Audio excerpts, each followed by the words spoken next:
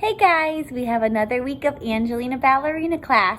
Today's story is Angelina's baby sister.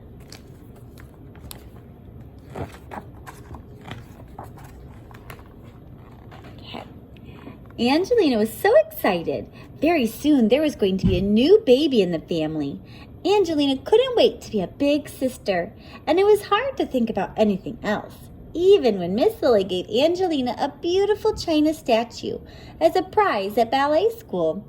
Perhaps you can make up a dance to welcome the baby, suggested Miss Lily when Angelina thanked her. Angelina raced home to show her mother the lovely prize. Angelina ran so fast that she almost bumped into Dr. Tuttle as he was leaving. "Your mother is resting upstairs," he said, "and she has a surprise for you." Angelina leapt up the stairs and into the bedroom, and there were her parents gazing lovingly at a newborn baby.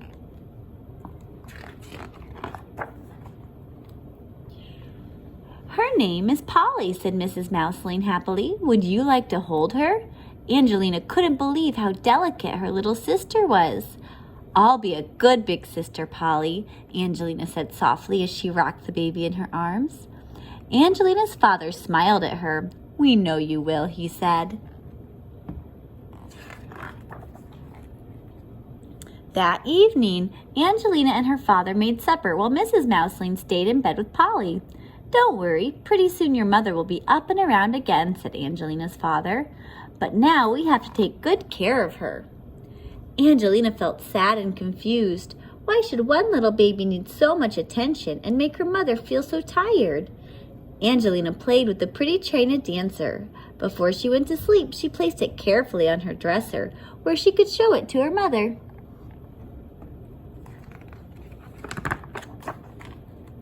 But the next day, Angelina's mother was so busy looking after the new baby that there was no time to look at Angelina's prize. And the day after that, Polly sneezed several times, and Dr. Tuttle came back to see that she didn't catch a cold.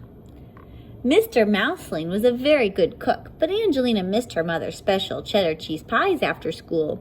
Having a baby sister was not at all the way Angelina had imagined it would be. A whole week went by.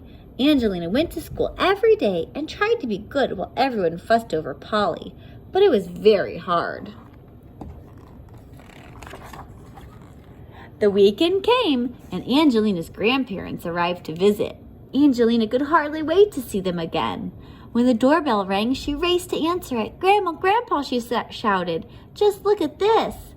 Angelina started to show her grandparents her new dance, but Grandma hugged Angelina quickly and said, "Wait just a minute, Angelina, dear. First, we have to see the baby." They went upstairs, and Angelina could hear everyone laughing and talking together.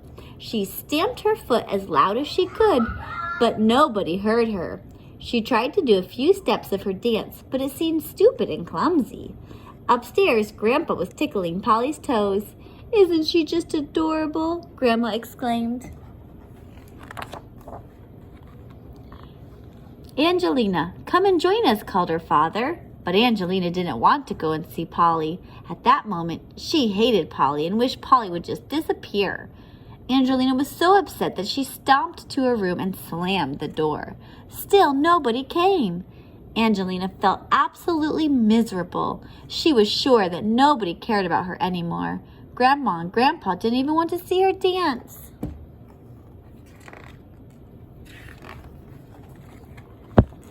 Angelina grabbed one of her stuffed toys and threw it as hard as she could across the room, where it landed with a thud. Then she threw another and another. Angelina threw all of her stuffed toys and all of her dolls. Then she threw all her papers and crayons. She jumped up and down on her bed, and she gave her dresser a terrific kick. The dresser shook and fell down, and down fell the china dancer, where it broke on the floor and lay in pieces. "Angelina!" Everyone was standing at the door. Angelina threw herself on her bed and burst into tears. Mrs. Mouseling sat down on the bed and took Angelina in her arms. You were just as sweet as Polly when you were a baby, Angelina's mother smiled. But now that you're bigger and we can do things together, I love you more than ever. I just wanted to do my new dance and show you my beautiful prize, but I got so angry I broke it. Angelina pointed at the broken china dancer and cried even harder. I know someone who can fix it, said Mrs. Mouseling, and she gave the little figure to Grandpa, who went off to get the glue. You promised to show us a dance, Grandma said, smiling, and we've been waiting all this time. Slowly, Angelina began to feel better. I guess it's not so easy to get used to being a big sister, she admitted, wiping her tears away. Grandma and Grandpa helped Angelina pick up her toys, and they all went downstairs for tea. Mrs. Mouseling had baked Angelina's favorite cheddar cheese pies. I wanted to surprise you, she said. Then Mr. Mouseling played his fiddle, and Angelina did her special dance to welcome her baby sister, while Polly giggled with delight.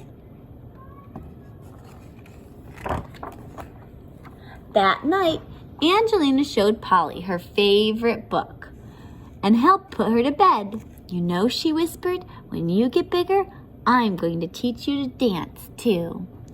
The end. All right, and I'm actually wearing our craft today because we finished our puppet theater last week.